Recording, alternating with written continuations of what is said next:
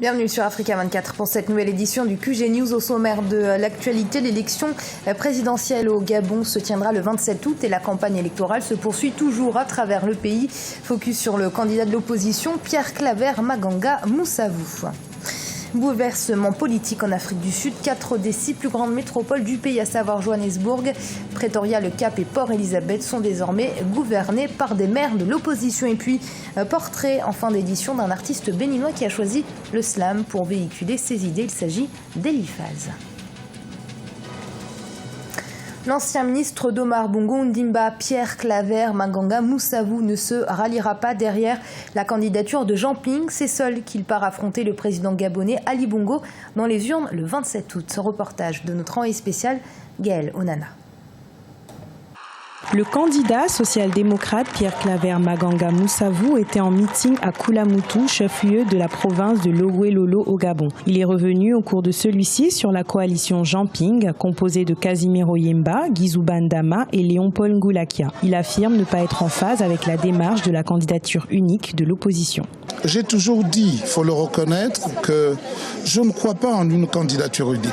En se désistant, il laisse l'autre pied se reformer. Ce qu'il aurait pu apporter à l'opposition en tant que candidat pour barrer la route à Ali Bongo Ondimba, ce n'est pas son ralliement qui fera que tout le monde se porte sur la personne de Jean Ping. Pierre Claver Maganga Moussavou a également profité de ce meeting pour faire la promotion de son projet de société baptisé Mon discours programme la provincialisation. Un projet qui prévoit entre autres l'installation dans chaque province de centres de formation pour accueillir des jeunes. La politique de provincialisation, de décentralisation et de déconcentration pourrait être la bienvenue pour un développement équilibré de l'ensemble du territoire. S'il est élu au lendemain du 27 août 2016, le candidat Pierre Claver Maganga Moussavou s'engage également à mettre un accent sur la formation et l'éducation des jeunes.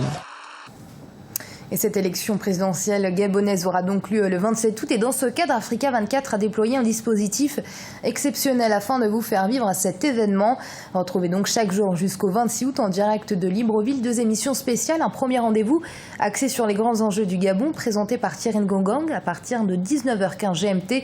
Avec pour thème ce mercredi l'intégration sous-régionale. Et puis un second rendez-vous, cette fois pour un débat animé par Marie-Angèle Touré ou encore Babylas Boton. Ce sera à partir de 20h30 GMT. Le thème retenu pour ce mercredi, les défis liés à l'emploi. Et 4 des 6 plus grandes métropoles de l'Afrique du Sud, à savoir Johannesburg, Pretoria, Le Cap et Port Elizabeth, sont désormais gouvernées par des maires de l'opposition. Un bouleversement de la carte politique qui ne laisse aucun doute sur les mauvais jours que traverse actuellement le parti historique, le parti au pouvoir en Afrique du Sud, l'ANC. C'est un sujet qui nous a été préparé par Radiela Tchakounte. Des observateurs se sont confirmés. Johannesburg, Pretoria, Le Cap et Port Elizabeth, 4 des 6 plus grandes métropoles sud-africaines, sont désormais gouvernées par des maires de l'opposition, un tournant historique qui marque la fin d'une époque. L'ANC est sur la voie du déclin. Tout le monde en a conscience de la gravité de cette situation. En tout cas, de l'importance du tournant de la vie politique et culturelle sud-africaine. Tout le monde en a conscience, sauf peut-être l'ANC lui-même. Les Sud-Africains auraient-ils donc tourné la page de l'ANC? La question se pose au vu du brouillage des cartes politiques. Et l'histoire retiendra que c'est à Nelson Mandela Bay, ville rebaptisée du nom du héros de la lutte anti-apartheid, qu'une réelle redéfinition des rapports entre identité raciale et identité politique s'est opérée. Car jusqu'ici, l'ANC recevait le vote des catégories populaires et de la classe moyenne noire, tandis que l'Alliance démocratique trustait les populations blanches, métisses et indiennes.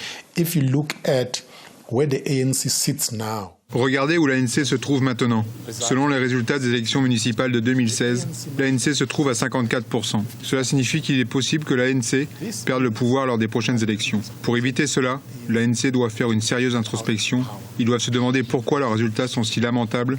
Ils doivent faire face à la vérité. Quel est l'éléphant dans la chambre de l'ANC? C'est Jacob Zuma. S'il ne se sépare pas de Jacob Zuma, s'il ne règle pas le problème de la corruption, principalement là où il gouverne encore, l'ANC sera en grande difficulté. Especially where they still govern, then the ANC will be in big trouble. Reste que la tâche s'annonce ardue pour cette opposition qui pourrait rapidement être confrontée à la résistance du syndicat des travailleurs municipaux SAMU, affilié à la COSATU et toujours fidèle à l'ANC.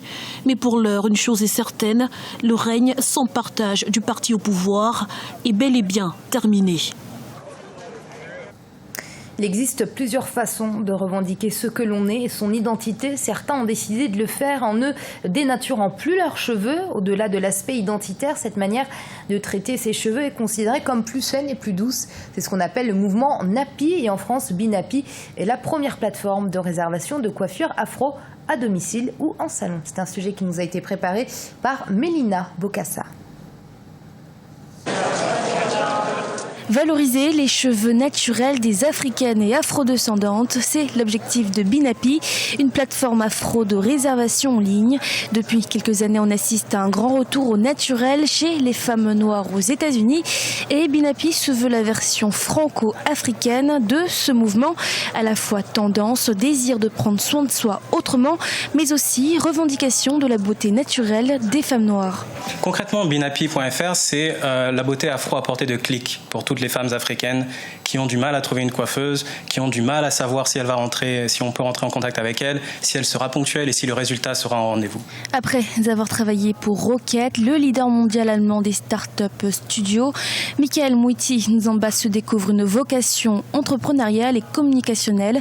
Il crée la toute première plateforme de services en ligne dédiée aux cheveux crépus avec pour ligne de mire faire oublier les standards de beauté internationale et exploiter de nouveaux codes de la beauté des femmes africaines et afrodescendantes. Oui. Si vous vous promenez dans les quartiers où on a beaucoup d'Africains, si vous regardez même au pays, que ce soit au Gabon, au Cameroun, au Tchad, etc., la plupart des femmes ont les cheveux défrisés. Parce que ça vient de très loin où on a expliqué qu'il y avait certains critères de beauté, certains canons de beauté. Or, le défrisage, on s'est rendu compte que sur le long terme, c'est mauvais pour la santé. D'un point de vue hormonal, d'un point de vue cancer, etc. Donc, il y a une alternative. Mais pour connaître cette alternative, il faut avoir une offre à disposition.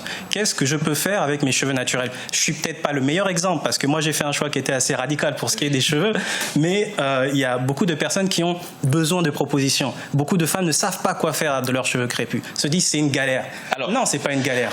Nappy vient de la contraction de deux mots anglais, natural et happy, qui signifie naturelle et heureuse.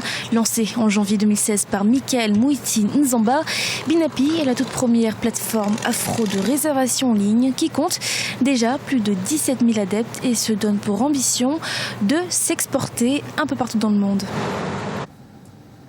Et l'Union des journalistes de Centrafrique a adressé un mémorandum au président Faustin Archange Touadéra dans lequel elle met en lumière les conditions défavorables de travail des professionnels des médias, manque de moyens matériels, financiers et de liberté.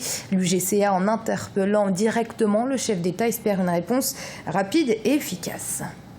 Au Bénin, le slammer Eliphaz commence à se faire un nom sur la scène musicale de son pays. Jeune diplômé des métiers de l'audiovisuel, ce jeune artiste associe le slam, l'humour et la comédie pour évoquer les faits sociopolitiques de son pays et plus généralement de son continent, l'Afrique. Reportage de notre correspondant Liv Tune.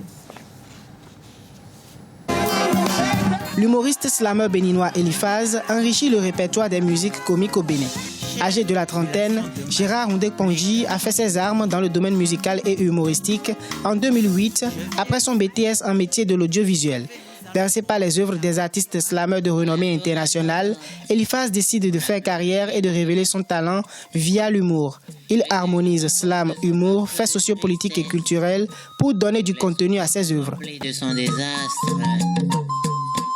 Avant toute chose, moi je me dis, l'humoriste c'est quelqu'un qui dit des vérités, mais d'une autre manière.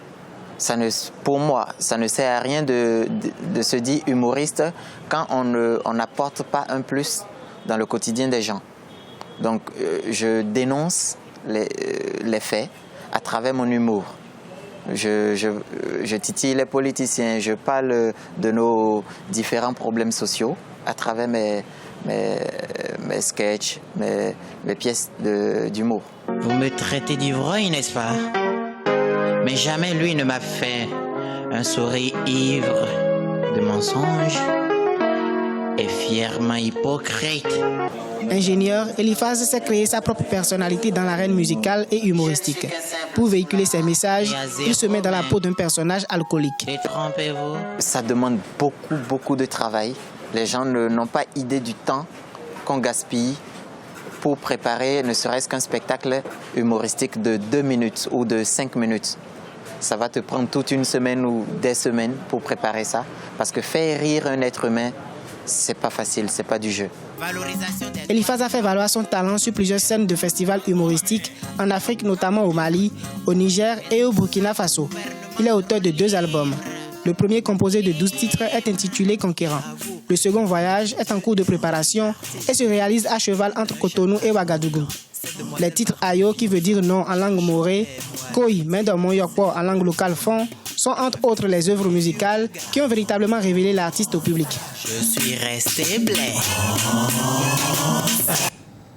Kolecho Ahmed, le champion paralympique nigérian de tennis de table, se dit prêt pour Rio et espère bien repartir dans son pays avec une médaille, une revanche après les performances très contestées des athlètes olympiques nigérians qui n'ont remporté qu'une médaille de bronze. C'est un sujet de Deo Gracias Podo. Après les épreuves olympiques, la ville de Rio s'apprête à accueillir du 7 au 18 septembre prochain les Jeux paralympiques. Une compétition qu'attendent impatiemment les athlètes nigérians de cette catégorie après plusieurs mois d'entraînement et surtout encore plus déterminés suite à la vague de critiques qu'ont subi les compatriotes de la phase olympique. En 2012, le Nigeria avait remporté 13 médailles aux Jeux paralympiques à Londres, essentiellement en athlétisme et en haltérophilie. Cette fois-ci, ce sont les joueurs de tennis de table qui comptent décrocher l'or à Rio.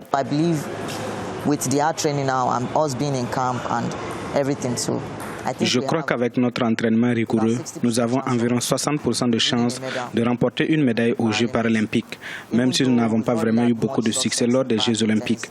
L'équipe paralympique de tennis de table n'a plus eu de médaille depuis les Jeux de 1996 et de 2000. Nous n'avons pas vraiment de chance depuis plusieurs années. Au total, 4350 athlètes de 176 pays prendront part aux Jeux paralympiques dont le programme compte 528 épreuves et 23 sports différents. Du côté du Nigeria, l'on est plutôt confiant. Ahmed Kolecho n'a juste que 30 ans. Il compte tirer son épingle du jeu grâce à son jeune âge et sa passion qui lui permet aujourd'hui de participer aux Jeux paralympiques. En octobre 2015, il avait déjà décroché la médaille d'or aux championnats d'Afrique qualificatifs qui se sont tenus à Agadir au Maroc. Je souhaite que les choses se passent à la hauteur de nos attentes. J'espère qu'ils feront un bon jeu comme ils l'ont appris avec de bonnes techniques. Nous devons revenir avec une médaille. Il faudra que nous fassions tout pour que ce rêve se réalise. Malgré l'optimisme des autorités sportives nigérianes et la détermination des athlètes, beaucoup craignent les conséquences des difficultés financières auxquelles les compétiteurs ont été confrontés ces derniers mois. Alors que le pays fait face à une importante crise économique en raison de la baisse des prix du pétrole, les Nigérians espèrent enregistrer de meilleures performances en septembre prochain. Et ce journal a été préparé par l'ensemble de la rédaction. Merci de l'avoir suivi. Restez sur Africa 24. Dans un instant, une nouvelle édition de l'information.